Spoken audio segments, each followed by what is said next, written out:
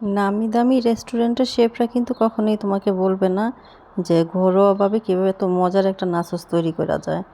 খেতে অসাধারণ হয়েছে নাচোসটা।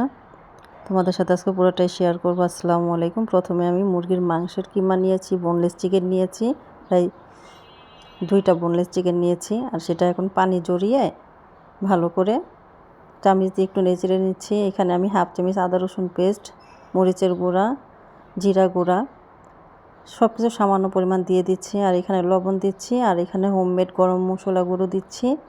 দিয়ে এখানে আমি কিছুটা বিরিয়ানি মশলা দিয়েছি। আর এখানে আমার ঘরে বানানো টমেটো সস, তোমরা চাইলে আমার টমেটো বানানোর রেসিপিটা আমার চ্যানেলে দেওয়া আছে, আমার পেজে দেওয়া আছে, দিতে পারো।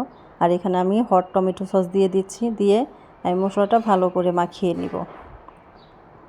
মশলাটা মাখিয়ে আমার বেশিক্ষণ রাখবো না, আধা ঘন্টার মতো আমি একটু ম্যারিনেশন করে রাখবো।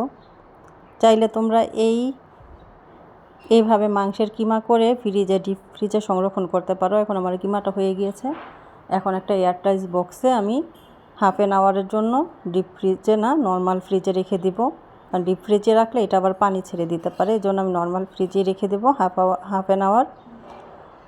তো তোমরা ওইভাবে করতে পারো। আর এটা দিয়ে কিন্তু তোমরা সব রকমের রেসিপি করতে পারো। আর এখানে আমি টেস্টি ট্রিটের যে একটা পেস্ট্রি শিট আসে সেটা নিয়েছি। আর এই পেস্ট্রি শিটটা দিয়ে, পেস্ট্রি শিটটার একটা রেসিপি কিন্তু আমার পেজে দেওয়া আছে, চাইলে তোমরা ভিজিট করতে পারো।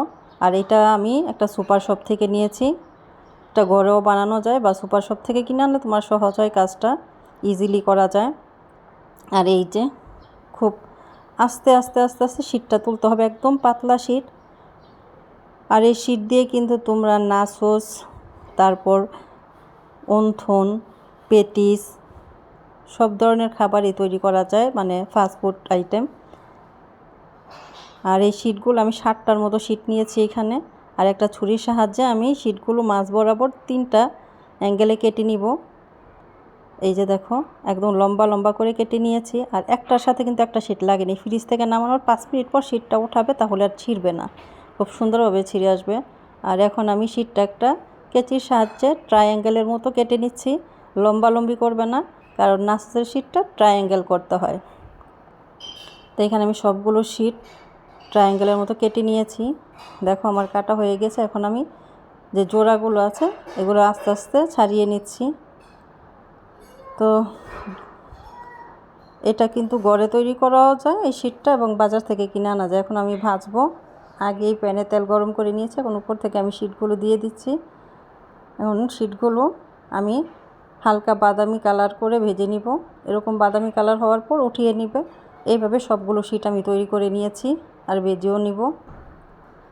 তো এরকম মজার মজার খাবার যদি পেতে চাও, অবশ্যই আমার চ্যানেল এবং পেজটাকে ফলো করে রাখবে। আর এখন আমার যে ম্যারিনেশন করা কিমাটা ছিল মুরগির, সেটা ভেজে নেব। একদম হাই হিটে করব। মুরগির কিমা যদি তুমি লো হিটে চুলার আঁচ কমিয়ে দাও, তাহলে মাংস থেকে পানিটা ছেড়ে দিবে, মাংসটা একদম শক্ত হয়ে যাবে। এই জন্য একটু হাই হিটে করবে, মাংসটা ভিতর থেকে সফট হবে, উপর থেকে ক্রিস্পি হবে, খেতেও খুব মজা হবে। এখানে আমার মাংসটা ভাজা হয়ে গিয়েছে, মাংসগুলো উঠিয়ে নিচ্ছি। দেখো কত সুন্দর হয়েছে, বেশি পুড়ে যায়নি কিন্তু, একদম সুন্দর হয়েছে। আর এই যে দেখো নাচোসগুলো কত সুন্দর মুচমুচে হয়েছে। আর চিকেনগুলো ভাজা হয়ে গেছে কমপ্লিট, একটু খেয়ে নিচ্ছি, ভালো হয়েছে। তা আমি এখন শিটগুলো সুন্দর করে সাজিয়ে নিচ্ছি। আর এরকম মেক্সিকান একটা মজার রেসিপি হলো এই নাচোস। এটা কম বেশি সবাই খুব পছন্দ করে, বিশেষ করে বাচ্চারা পছন্দ করে, ছোটো বড়ো সবাই, আমিও খুব পছন্দ করি। আর এই যে আমি উপর থেকে সস দিয়ে দিচ্ছি শিটগুলো, চিকেনগুলো দিয়ে। এখন আমার ঘরে বানানো যে মায়োনেজটা করেছি সেটা উপর দিয়ে দিচ্ছি। আমি তখনও হোয়াইট সস করিনি, আমি মায়োনেজ দিয়ে দিচ্ছি। তোমরা চাইলে চিজ দিতে পারো। আবারও সেম পর্যায়ে আমি কিছু নাচোস শিট এবং চিকেন দিয়ে আবারও তোমার মায়োনেজ আর সস উপর থেকে এভাবে দিয়ে দিচ্ছি। খেতে এত অসাধারণ হয়েছে, এটা কিন্তু তোমার কোনো বড় বড় রেস্টুরেন্টের শেফরা কখনোই তোমাকে এত সুন্দর করে দেখাবে না। তো আমার খুব ইচ্ছে হলো যে তোমাদের সাথে জিনিসটা শেয়ার করি। আর তোমরাও আমার মতো এরকম একটা মজার ডিশ তোমরাও ঘরে বানিয়ে খুব সহজে ইজিলি খেতে পারো। তো দেখো, এই তো আমার মেক্সিকান একটা ডিশ তৈরি হয়ে গেল। তোমরাও চাইলে খুব সহজ এটা তৈরি করতে পারো।